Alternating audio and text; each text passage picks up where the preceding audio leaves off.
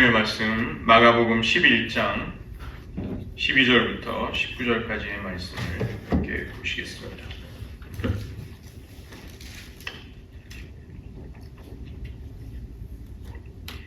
신약성서 73쪽입니다. 마가복음 11장 12절부터 19절까지의 말씀입니다.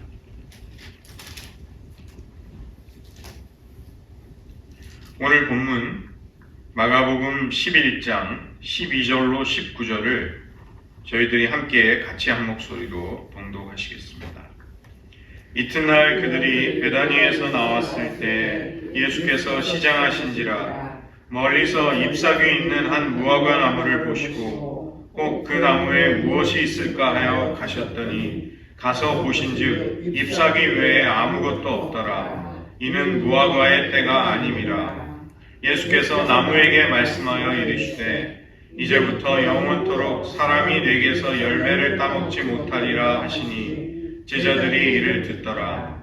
그들이 예루살렘에 들어가니라. 예수께서 성전에 들어가사 성전 안에서 매매하는 자들을 내쫓으시며 돈 바꾸는 자들의 상과 비둘기 파는 자들의 의자를 둘러 엎으시며 아무나 물건을 가지고 성전 안으로 지나다님을 허락하지 아니하시고 이에 가르쳐 이르시되 기록된 바 내 집은 만민이 기도하는 집이라 칭함을 받으리라고 하지 아니하였느냐. 너희는 강도의 소굴을 만들었도다 하시매 대제사장들과 서기관들이 듣고 예수를 어떻게 죽일까 하고 꾀하니 이는 무리가 다 그의 교훈을 놀랍게 여김으로 그를 두려워함일러라. 그리고 날이 저물매 그들이 성 밖으로 나가더라. 기도하시겠습니다. 주님, 저희들 고난주간의 첫날을 맞이하여서 주님의 마지막 순환에 보내신 일주일의 여정을 뒤따라가며 저희들 다시 한번 우리들의 신앙이 주님의 십자가와 부활 앞에 새로워지고 뜨거워지고 정결하여져서 하나님을 더욱 온전히 사랑하며 뒤쫓을 수 있는 저희 모두가 되게 하여 주시옵소서. 예수님의 이름으로 기도드립니다. 아멘.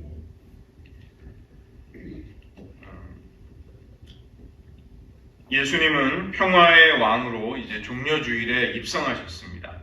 스가랴 선지자가 그것을 9장 9절로 10절에서 예언했는데 그 구절을 읽어드리겠습니다. 시온에 따라 크게 기뻐할지어다. 예루살렘에 따라 즐거이 부를지어다. 보라, 내 왕이 내게 임하시나니 그는 공의로우시며 구원을 베푸시며 겸손하여서 나귀를 타시나니 나귀의 작은 것 곧 나귀 새끼니라.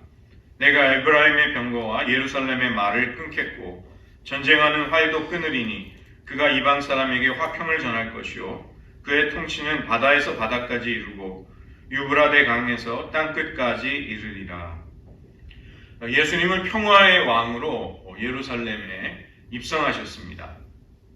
주님은 겸손하게 나귀를 타고 입성하셨는데 장군이나 왕들이 군마를 타고 자신의 무용을 뽐내면서 들어오는 그런 모습이 아니라 겸손한 그러나 또 권위 있는 왕권을 가지고 이제 예루살렘에 오신 것이 종려주일의 사건이었습니다. 로마 제국의 군대가 승전을 하고 돌아올 때 서쪽 문으로 입성을 합니다. 그러나 예수님은 그와 의도적으로 반대되는 동쪽 문으로 입성을 하신 것입니다. 예수님이 그 주일날 종려주일에 입성하셔서 눈여겨보셨던 것은 무엇이었을까? 이것이 월요일의 여정에 반영이 되는 것이죠. 예수님은 그 당시 예루살렘 성전을 내심 주목하고 계셨던 것입니다. 그래서 이제 얼마 남지 않은 그 마지막 공생애의 마지막 주간의 첫날, 이제 월요일을 맞이하셔서 주님은 오늘 사건에 나온 행동을 하신 것입니다. 무화과 나무를 저주하셨고 예루살렘 성전에 그 부패하고 타락한 성전을 뒤엎으시는 그런 사건을 월요일에 하신 것입니다. 여기 이 두 가지의 이야기는 두 가지 같지만 사실은 하나를 가리키고 있는 것이죠. 열매가 없는 무화과 나무, 그리고 하나님 앞에 폐역하고 타락해버린 성전의 이 둘의 운명은 똑같게 되는 것입니다. 특별히 20절의 말씀을 보시면 예수님이 그 나무를 저주하셨을 때 뿌리채 그 나무가 말라버렸습니다. 이것은 미래의 성전 또 거기에서 드려지는 제사가 어떤 운명을 맞이할 것이라는 것을 보여주었던 것입니다. 예수님이 성전 자체를, 제사 자체를 거부하시지는 않으셨습니다. 예수님은 강도의 소굴이 되어버림으로 인해 그 의미와 정체성을 잃어버린 성전, 그것을 거부하셨던 것이죠. 우리가 흔히 이 예루살렘에 입성하신 예수님의 월요일의 행적을 성전 청결 사건이다, 이렇게 이야기를 하는데, 엄밀하게 말하면 청결하게 한 것이 아닙니다. 예수님은 이 성전 자체가 부패하고 타락했기 때문에 이 성전을 부정해 버리신 것이죠. 이것을 여기 비둘기 팔고 매매하는 사람들의 상과 의자를 둘러 엎으셨다, 그들의 상업적인 행위가 주일날 이루어지는 것에 분노하셨다, 이 차원이 아니라 주님은 예루살렘 성전 자체가 타락하고 그 진정한 의미를 잃어버리셨던 것을 거룩한 분노로서 대하셨던 것입니다. 여기에는 배경이 있는데, 주전 1세기에서 2세기경에 예수님이 오시기 약 100여 년 전에 유다가 잠시 독립을 쟁취한 적이 있었습니다. 오늘날 이제 성서학자들이 적그리스도의 모형이라고 보고 있는 안티오쿠스 에피파네스 4세, 이 사람은 헬라주의자였기 때문에 헬라의 문화와 문명을 유대 땅에도 뿌리내리기를 원했던 왕이었습니다. 그 때문에 그가 돼지의 피를 성전에 뿌리면서 성전을 모독하는 사건이 있었고, 이제 유다 사람들은 의분에 불타올라서 반란을 일으킨 것이죠. 거기에 앞장섰던 사람이 유다 마카비와 그의 아들들이었습니다. 이 마카비라는 말은 망치를 든 자라는 뜻입니다. 그의 별명이었죠. 그래서 유다 마카비와 그 아들들, 그리고 뜻을 함께한 유다 사람들의 용맹스러운 그 전쟁이 승리를 거두게 되고, 잠시 동안이지만 이 유다 왕조가 독립을 쟁취하는 일이 벌어집니다. 그리고 그들은 주전 164년 12월 25일에 성전을 청결하게 하고 새로 만든 더럽혀진 번제단이 아니라 새로 만든 번제단에서 예물을 드리면서 하나님 앞에 제사를 회복하는 일이 생기죠. 그것이 유대인들이 오늘날도 지키고 있는 하누카, 수전절의 기원입니다. 제가 이제 뉴욕에 살 때 보면 뉴욕의 그 맨하탄에 그 연말의 그 대목 때에도 문을 닫는 유대인 상점들이 많았어요. 그리고 거기에는 하누카 때문에, 자기들의 홀리데이 때문에 문을 닫는다는 그 표지를 걸어놓고 그 번화한 맨하탄에서의 장사를 하지 않는 유대인 상점들이 꽤 많은 것을 볼 수 있었습니다. 그러나 주전 162년이 되자 이 유다 마카비 가문은 왕과 대제사장직을 자신들이 겸직하게 돼요. 그렇게 함으로써 그들은 모세의 율법을 스스로 어기는 사람들이 된 것입니다. 그 다음에 헤롯이 왕이 될 즈음에는 더 타락을 해서 대제사장직은 왕이 원하는 사람이면 아무나 세울 수 있는 그런 직분이 되어버렸습니다. 아론의 직계 후손들이 맡았던 그 대제사장의 가문이 있었죠. 이것을 깡그리 무시해버리고 왕이 원하는 사람들을 아무에게나 대제사장직을 주게 되고, 그 다음에 또 가문들이 이렇게 돌려서 우리끼리만 해먹지 말고 우리 나눠서 하자, 이렇게 돌려서 해먹는 그런 타락한 직분이 되어버린 것입니다. 안나스와 그의 사위 가야바 같은 사람이 아주 대표적인 그런 사람들이었고, 로마의 부역을 하는, 로마의 협조를 하는 그런 사두개인들이 주로 그 직분을 이제 얻는 사람들이 되었던 것이죠. 헤롯은 로마의 충성심을 나타내기 위해서 가이사랴, 이 로마의 시저, 로마 가이사의 이름을 딴 항구 도시를 건설하고, 자기 자신이 에돔 사람이었기 때문에 이 유대인들의 미움을 받았습니다. 그래서 그것을 무마하기 위해서 헤롯 성전을 엄청난 화려한 성전 건축을 해서 환심을 사려고 했던 것입니다. 예수님이 왜 성전을 거부하셨는가?